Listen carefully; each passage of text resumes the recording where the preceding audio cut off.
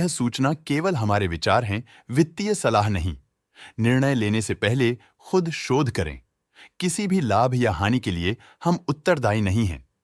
आज हम देख रहे हैं टिप्स म्यूजिक लिमिटेड के 2025-26 Q3 की standalone financial performance. Starting with the sales, पिछले क्वार्टर से सेल्स में 5.5% का इंक्रीज हुआ है, मगर कंपनी ने पिछले साल के मुकाबले 21.5% का सेल्स इंक्रीज रिपोर्ट किया।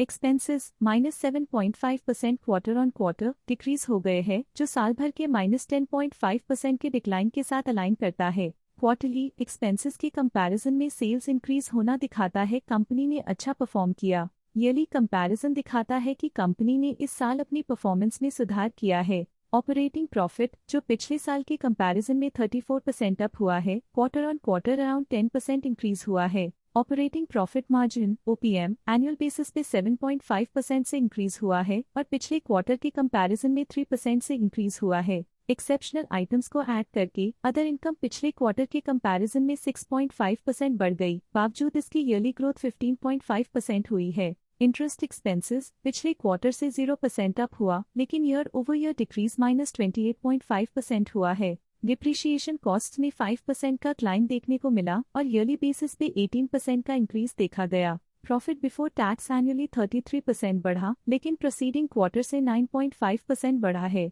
इस साल कंपनी ने 25% टैक्स पे किया और क्वार्टरली कंपनी ने 25.5% टैक्स पे किया है। नेट प्रॉफिट ने ईयर ऑन ईयर 32.5% का इंक्रीज दिखाया, लेकिन लास्ट क्वार्टर से 10% का इंक्रीज हुआ है। इस क्वार्टर में कंपनी का परफॉर्मेंस ठीक रहा, ऑपरेशनल एफिशिएंसी में कुछ सुधार हुआ है। वहीं अगर एनुअल एनालिसिस की बात करें तो इस साल कंपनी का परफॉर्मेंस काफी अच्छा था। अर्निंग्स पर शेयर (EPS) में साल भर में 1% का इंक्रीज देखा गया, लेकिन क्वार्टरली में 10% की बढ़ोतरी भी नजर आई। इस क्वार्टर में कंपनी का EPS ठीक रहा, ऑपरेशनल एफिशिएंसी में कुछ सुधार हुआ। टिप्स म्यूजिक लिमिटेड के फाइनेंशियल स्नैपशॉट को रिव्यू करते हुए कुछ मुख्य ट्रेंड्स सामने आए हैं जो कंपनी की परफॉर्मेंस में रोशनी डालते हैं।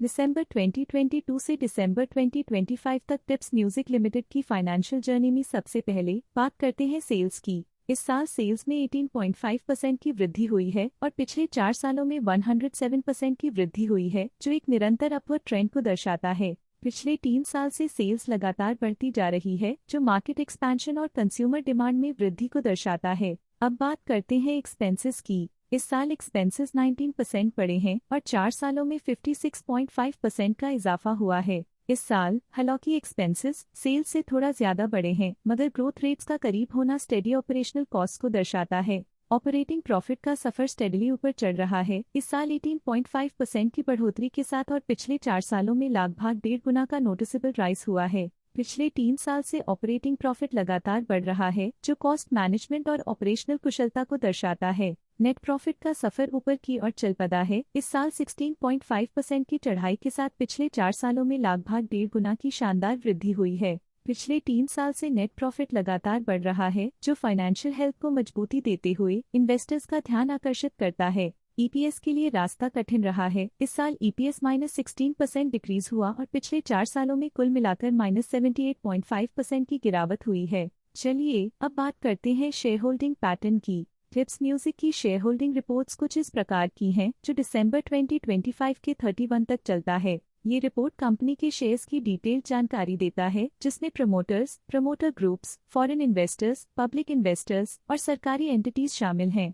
पब्लिक द्वारा हेल्ड शेयर्स का परसेंटेज 22.67% से इंक्रीज होकर 2025 के दिसंबर में 23.52% तक का इंक्रीज से देखा गया।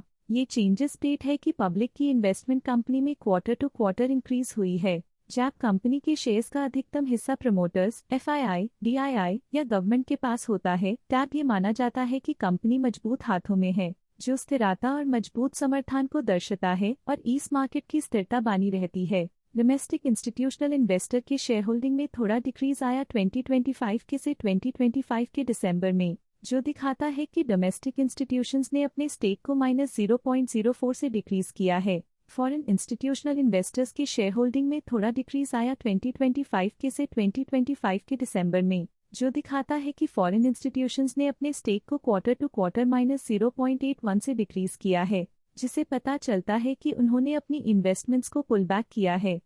ये था कंपनी का करंट शेयर होल्डिंग पैटर्न। आज के लिए फाइनेंशियल सेक्टर में इतना ही। देखने के लिए धन्यवाद।